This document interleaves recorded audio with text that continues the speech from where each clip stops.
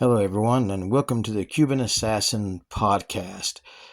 Hi, I'm Richie Acevedo, the host of the podcast, and we'll be talking about my journey here on the podcast. And you all might know me as the Cuban Assassin, or probably the Cuban Assassin number 2, or the Cuban Commander, but we'll get into that later on in the podcast series.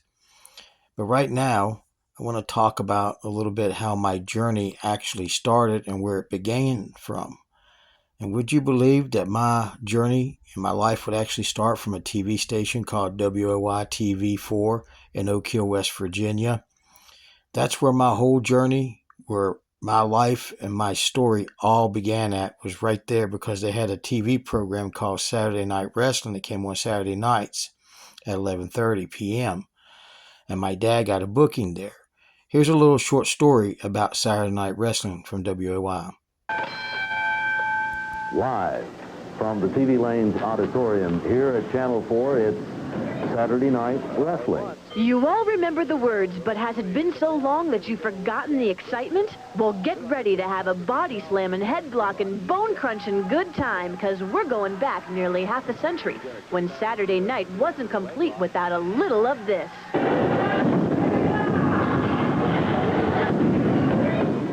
Shirley Love was the voice thousands counted on hearing. It's the step over toe hold by Diamond Jim, and he has the advantage. I was the little, sort of the frail announcer that the bad guy would call me pencil neck. They'd say, well, you pencil neck announcer. I was real skinny back then. You know them all: Gypsy Joe, Ace Freeman, the Mountaineer, and Jan Madrid. Idolized Jan Madrid. I still do. I respect the man to the uttermost. And you can't leave out those lovely lady wrestlers like Darling Pat Sherry or Slave Girl Moolah. Jerry and Carlos Cozart remember it like yesterday. And my dad would get really excited, and one time he had a pop bottle and a pocket knife, and he says, I'll get up here and wrestle with you, He says, I've got my pop bottle and my pocket knife, I can still feel it in my bones today. It just makes you get nervous. Makes you just like nervous as a long-tailed cat in a room full of rocking chairs. The show was the hottest ticket in southern West Virginia for 23 years. It even included some unusual talent that often ended up on the announcer's back. Little midgets were piling on Shirley's back. They wanting to go for a piggyback, I reckon. Saturday Night Wrestling first aired on WOAY Channel 4 in November of 1954. It continued to draw crowds from all over, but in 1977, wrestling as you knew it got pinned. The main studio of WOAY burned, and the auditorium used for wrestling transformed into the news studio. That was just the same as telling us when President Kennedy got killed. Now that you got a brief little summary history about Saturday Night Wrestling at WOY TV4, I guess I should let you get a little bit more details about my mother and my father. So here's a little bit of background history on both my mother and my father. Now, my mother, Yvonne Tompkins, is the daughter of Aubrey and Faye Tompkins and was born on May 20th, 1950. Now, my mother had a very modest and rough upbringing in Oak Hill, West Virginia, but grew to be a very nice young woman, and she ended up graduating from Collins High School in 1969. My father, Angel Acevedo, is the son of Gregory and Elisa Acevedo and was born on January 27, 1941. And my father had a very modest and very tough upbringing in Puerto Rico, which he was born in Puerto Rico. But my dad became a pro boxer, and then later on my dad would turn to be a pro wrestler known as the Cuban Assassin, which he came to WOY Saturday Night Wrestling, and that's where he would meet my mom after a show at Skyline Drive-In in Hilltop, West Virginia. Now, the story goes that my dad got a booking at Saturday Night Wrestling at WOY TV4 in Oak Hill, West Virginia. And then one day, after he was wrestling at Saturday Night Wrestling after a show, he left the TV studios to get some food at a local diner down at Hilltop, West Virginia called the Skyline Drive-In. Well, that's where my mom was working at the time in 1969, and that's where he met my mom, and he told my mom that she was going to be the mother of his two kids. And what a bold prediction my dad had made right there, because that's exactly what happened. But let's take a look at one of my dad's matches from WOY TV4. Hi everyone, this is the Cuban assassin Richie Acevedo, and I'm going to be doing commentary on this only existing footage of my dad wrestling at WOY TV4 Saturday Night Wrestling. Now you see Gene Madrid coming into the commentary table, and Gene around the world is known as Gypsy Joe, but only in West Virginia is he known as Gene Madrid. Now you see my dad, the original Cuban assassin, Angel Acevedo, come into the picture here as he's being interviewed by the host of WOY TV4 Saturday Night Wrestling, Shirley Love. Now Shirley Love's wife filmed this on Super 8 9mm film back around 1968, 69, or 1970, I'm not sure, but somewhere around through there. As you see, my dad's getting ready to leave and walk away from Shirley Love. And my dad's walking around the ring.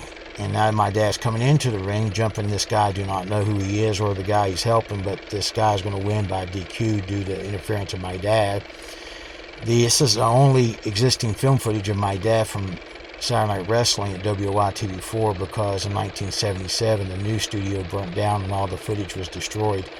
As you see, Gene Madrid, otherwise known as Gypsy Joe, arguing to the referee about the interference of my dad in that match up there. Now you see my dad in the ring here, and my dad is the current West Virginia heavyweight wrestling champion at the time, as he shows off the championship title belt to the fans there. My dad's going to be involved in a tag team match with a guy. I do not know who his partner is, nor do I know the two guys that are wrestling against him are. Now you see my dad's partner bringing this guy over here. My dad's going to be choking him in the corner here as the referee's distracted. You see there's my dad choking the guy in the corner right there. And the guy's partner comes in to make the save, and my dad and his partner both bail out of the ring right there, as you can see. Now my dad's holding the guy here, and now my dad's partner has got the guy for the pin for the 1, 2, 3. My dad and his partner is going to win this tag team match, and there's my dad going to use the foreign object again against this guy. This is the only existing footage of my dad wrestling at WOY TV4 Saturday Night Wrestling, and I really hope you all enjoyed this look back.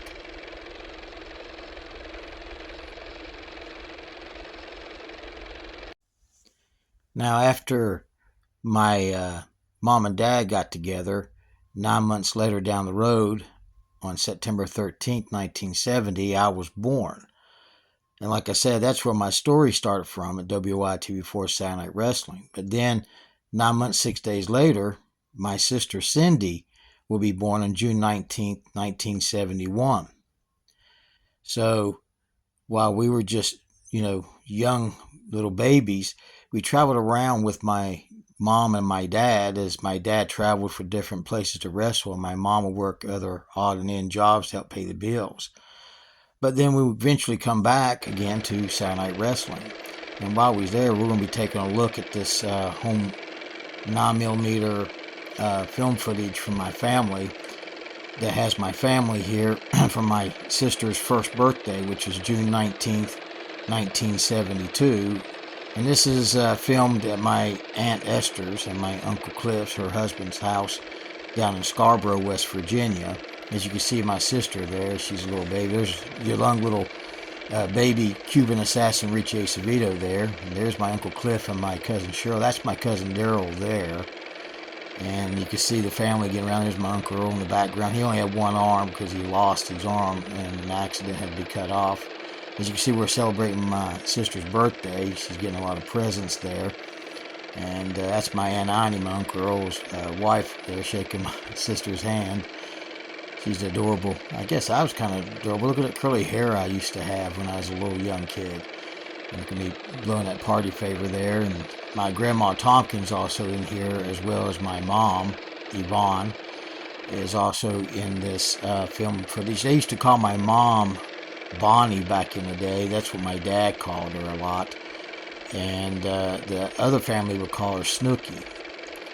And those are my mom's nicknames. But my mom's name was Yvonne. There's my sister just eating her very first birthday cake ever, getting the cake all over her face, which I guess is a tradition for everybody's first birthday. I guess it happened to me, but there's no photographs or film footage about it. And I guess it's the very first time that I will be making my presence on a movie film. Of course, later on, which we'll get into later on in the podcast series about my acting career. But there's my sister, and she's just eating that cake. And there's my grandma Tompkins. That's my mother's mother. And there's my Aunt Annie, which is my grandmother's sister. And that my Aunt Annie, my Uncle Earl, there's my Uncle Earl there. That's her, Aunt Annie's husband. They used to buy my sister and I coats every school year before the year would start. And you see me with that party favor just earlier, but now everybody's taking turns. It looks like holding my sister there. There I am now getting some ice cream that I'm eating there. There's my sister again, being held by my Aunt Annie. And there's my cousin Daryl, my cousin Cheryl, my Uncle Earl. There's my Aunt Esther there. There's my mom right there, as you can see her, in that nice 70s styles clothes from 1972. All of us were in the style of the time period, 1972. As you can see, it was a different time. We was having a fun time here on my sister's first birthday. And this is a rare look back in my family history. And this is my mother's side of the family that's here celebrating. Of course, my father's not in this film footage with my sister's first birthday. Of course, my dad was somewhere on the road wrestling at this time, which is one of the hard facts of being a child of a professional wrestler. And there's my sister in her walker walking around. And this is her first birthday. I'm glad you got to take a look at it. Now, as a child growing up, it's kind of hard being a child of a pro wrestler, but you know, my memories of growing up is always my mom trying to make everything seem normal and trying to take care of both myself and my sister. So we was trying to grow up being just little kids having fun. And like I said, my mom was doing everything she could to make sure she can take care of us. But here's a look back at my dad while he was wrestling. Well, ladies and gentlemen, another great match into the ring right now. We have a fellow by the name of the Cuban Assassin, and he's wrestling the fantastic Islander named Sika, managed by gentleman Saul Weingroff. And again, Bob Hines will announce the match. Bob, take it, baby. Okay, we're back here in the ring. We're all set to go with the second match in our show for today. This is one of the few times you'll see Sika all alone, under the direction of gentleman Saul Weingroff, right across the ring there. I'd like to introduce at 304 pounds from the island of Pago, Samoa, there's Siko, right there. And from Cuba at 225 pounds, the Cuban Assassin, right there. With a 10-minute time limit, here we go with the match. We've heard from Bob Hines, ladies and gentlemen. As he pointed out, Sika, one of the Islanders, is a very, very large, strong, fast wrestler. And he's managed by a very able gentleman Saul Weingroff. And I am afraid the Cuban Assassin has a busy evening cut out for him. You know, I wrestled down in Cuba many years ago before Castro, and we haven't wrestled there recently, as you probably well know, Bob. I don't even know if they're keeping the sport active down there because we don't know that much about Cuba anymore. No, well, the only place that the Iron Curtain countries have any professional sports is in the Olympics, you know. That's right. The weight advantage for Sika here is definitely there.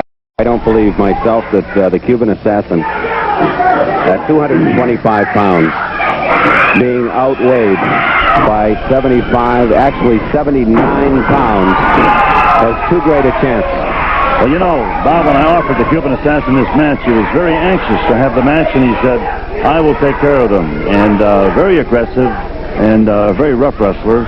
So let's see how he fares with gentleman Saul Weingroff, one of his great Islanders, Sika. Well, the thing about it is that if he can, with speed, that 79-pound difference, if he'd keep moving, could be a great advantage for him to come in and get a hold of Sika and then try to get out of there. He's got him now. He sure has him by the hair, doesn't he? Boy, very aggressive. Yeah, he is.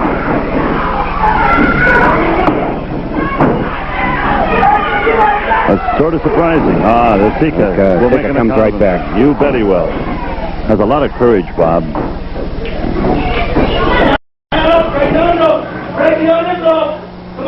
The referee calling for the break. Okay. Sika makes a clean break. That's fine. That looks like Sika. They're beautiful people, Bob. These Samoans are such nice guys. Love both of them. Look at the power in those hands. That's where it is, man. Oh, he's got him by the beard. Oh, wow.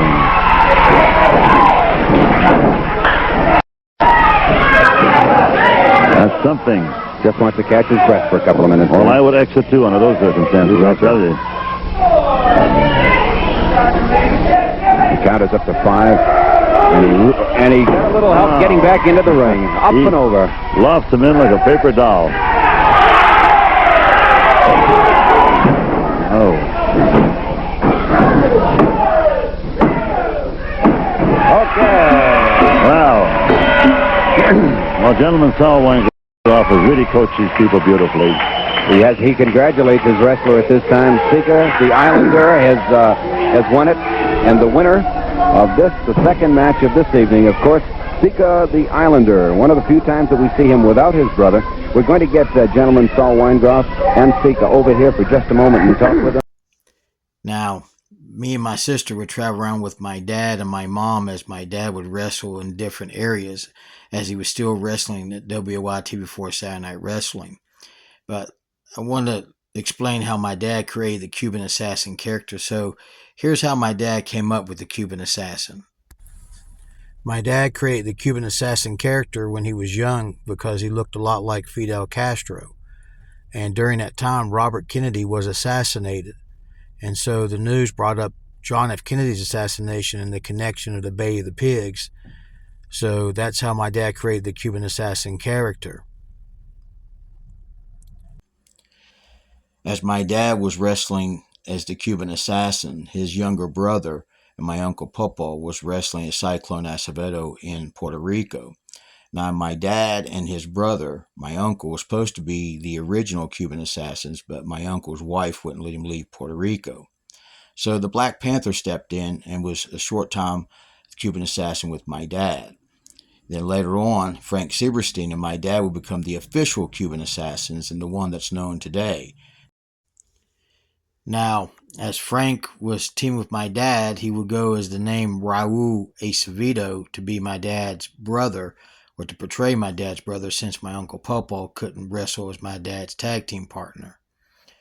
Now, around 1973, my dad would leave WYT4 Saturday Night Wrestling and go to Canada to Grand Prix Wrestling in Montreal. Here's a little interview segment with my dad and Frank from up in Canada. And Tyler is not only a very successful wrestler and bon vivant and raconteur bien connu, and etc., but he's also got a few protégés in what is becoming a stable. These Cuban Assassins have been a spectacular addition to the wrestling scene. You know, Jack, I was here with you a couple of weeks ago. I don't remember, it had been 3-4 weeks, I can't remember, and I was telling you about these guys. I found them in Cuba and everything. But ever since that, the people have been calling me and asking me so many questions about these guys. I wish those guys could talk English so they can answer their own phone, you know. But these two guys are in demand now all over the world. You can't keep them just here in Quebec, because I realize that now. So I don't know what I'm going to have to do. All the promoters everywhere in the world are asking for the Cuban Assassins. They're calling me. They want to know where I got them. Well, I explained that to you and the people before, so I don't want to go over that again. But one thing for sure is that look at these guys, the way they look. And I wouldn't tell the people that they're crazy, but they're a little wild, and they're hard to handle, I'll tell you that. A lot of times at night, I got to chain them to their beds when we go to nice hotels, because, as you know, I always stay in nice places, and, and so I take these guys with me, and a lot of times they don't want to let them in, so I got to tell them that I'm going to take care of those guys. But once I get them in the room, I got to tie them up to the bed with chains and stuff like that. It's unbelievable. Well, now, their wrestling style is what makes them so popular. I've never seen anybody. They fly through the air like missiles, well, Cuban missiles. I'll tell you, Jack, they're great athletes. I know that you know a lot about wrestling. You've been around the wrestling professional sports for a long time, and you know about athletes, and you know that those guys are in tip-top shape. And the only thing is that it's hard to handle them. You never know what they're going to do. Right now, I'm just watching them because you never know what's going to happen with those guys. They seem almost to be trained in the European tradition of being a gymnast as well as being pretty good wrestlers, too, and quite an attraction. Thank you, Tarzan, very much, and thank you, Cuban Assassins. Gracias. Okay. Gracias. Oh, yeah.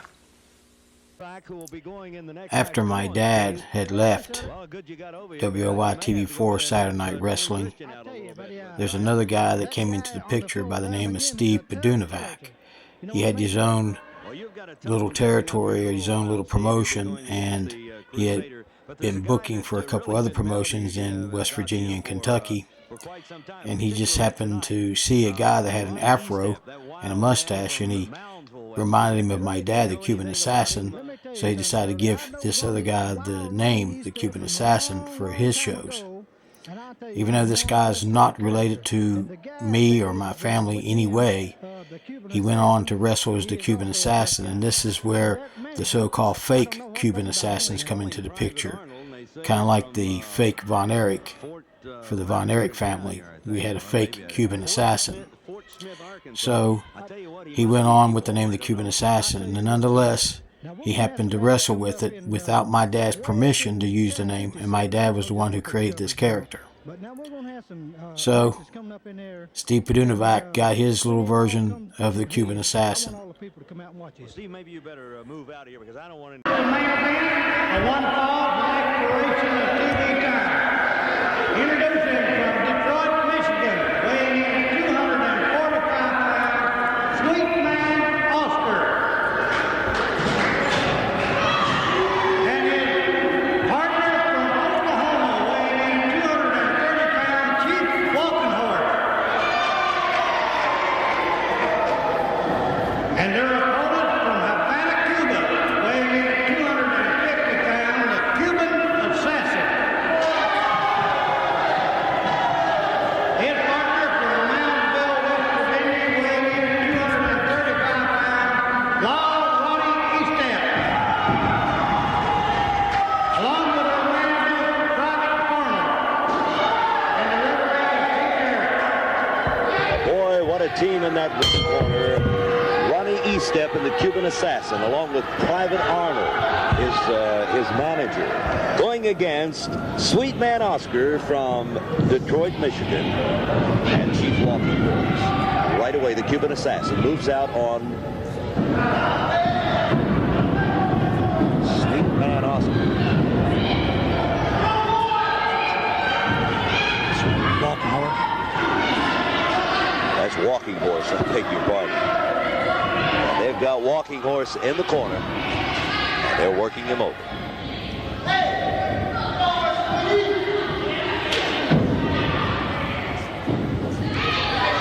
Ronnie Eastep gets him again in the corner, and the Cuban Assassin starts to work on it. Private Arnold, he gets a tug or two in there himself. Now the Cuban Assassin comes in. Ronnie Eastep goes out.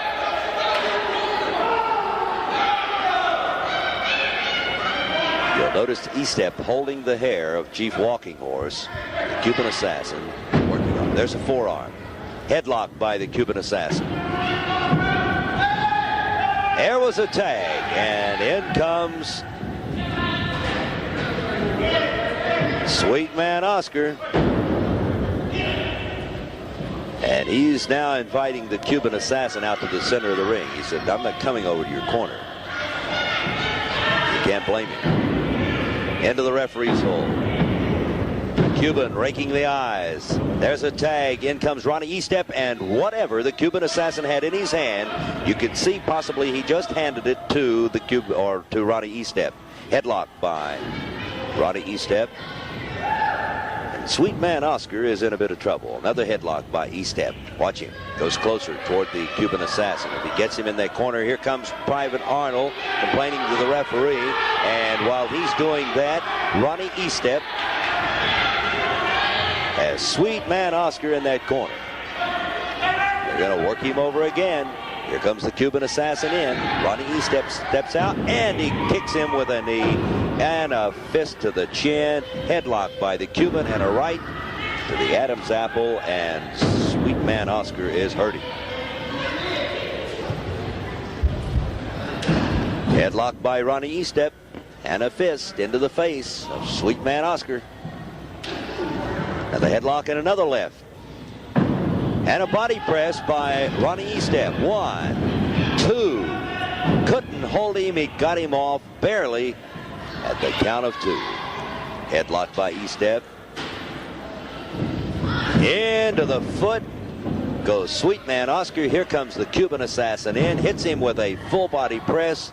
1, 2, and he doesn't want to pin him. He wants to punish him. And Sweet Man Oscar is getting plenty of it from the Cuban Assassin. You can see how he has him with that sort of a forceps grip on the face.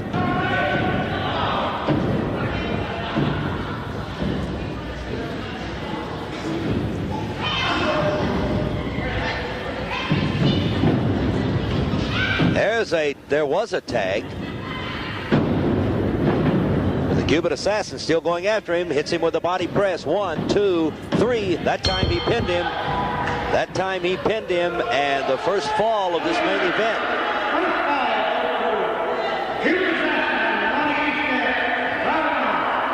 Goes to the team of Ronnie Estep and the Cuban Assassin over Sweet Man Oscar.